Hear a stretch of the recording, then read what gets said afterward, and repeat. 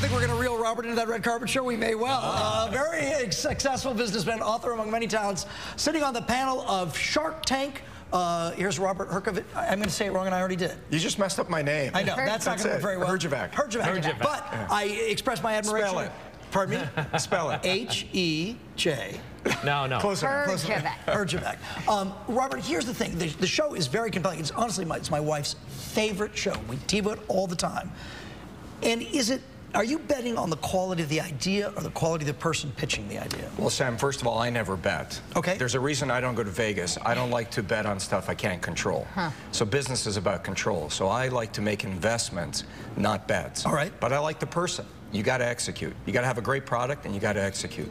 All right. The person matters behind. I mean, sometimes it's just about the actual product, but you believe in the individual as well. I don't believe there's such a thing as a great product. I think all great businesses are simply people executing on existing ideas. We're giving people millions of dollars of our own money. This isn't a reality show. This isn't fake TV. This is my own money. And with regard to your own money, how have you done so far with the investments you've made on the show? I've done okay, but you know, the problem with business, it takes time. TV is quick snippets. Yeah. Business takes time. So we've made money, but I'm hoping to make more millions. I need a bigger plane, Sam. don't we all? Don't we all?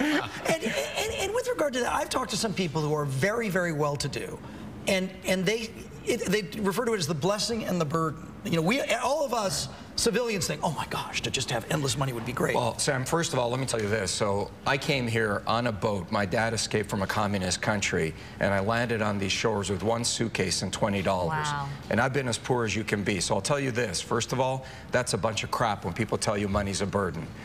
The only people that complain about money are people who have money. My dad had nothing to eat, couldn't put food on the table. So I've been rich and I've been poor. Rich is better, for sure. There's the honest, truthful answer. Maybe you can tell us anecdotally of one you've invested in. And I think, and I watch the show so closely, they want not just your money, they want your advice and your help. They need advice because the reality today is people can't get a job. The economy is so bad.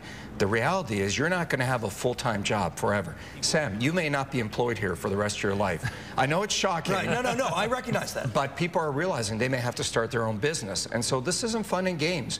We're dealing with people's dreams and aspirations. All right, tell me, go ahead. Well, about starting a business or start. This is my business too. Right. My question. I'm not investing. No, we're not asking for money. Because I have the business plan right here. Yeah. I've got the prospectus for you. He's got a pamphlet. I apologize.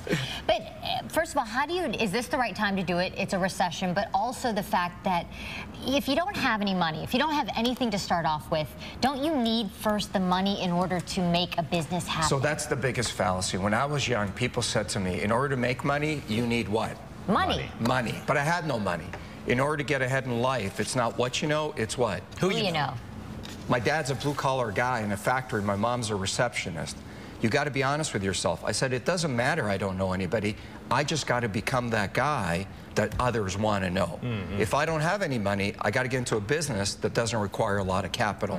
This is the best time in history to start a business. For those who don't know and aren't familiar with you, how did you make your money, roughly? So I started a business out of my basement in 1989 with $100, and 8 years later I sold it for $150 million to AT&T. Wow. And when you look at small guys, small business people, and the successful ones, what is it that they have in common, and then what are the most common failures that the biggest mistakes that they make? The biggest commonality in success is perseverance. The key to success in a small business is getting knocked down and getting up the next day. Oftentimes, the difference between success and failure is simply getting up one more time. People give up too early. People get rejected and failure, and it just destroys them. You just got to keep going. The biggest reason people fail is they're in the wrong business. They're in the wrong business, they haven't thought it out, and they don't give it enough time. Everybody says to me, I want to make $1 million. Right. Who doesn't? The problem is they want to do it in the next 12 months. Right? People have wrong expectations. Oh, good. Brand new episodes of Shark Tank premiere on ABC. They do so starting January 20th. Robert's got a book on the way, right? We have a book. Everybody has a book in LA, don't they? Yeah, so we have a book on the way. The show premieres a week from Friday. This year, we're giving people millions of dollars. Do you know at one point, Sam, we offer a guy $3 million in cash of our own money? Wow. And he turns us down. Wow.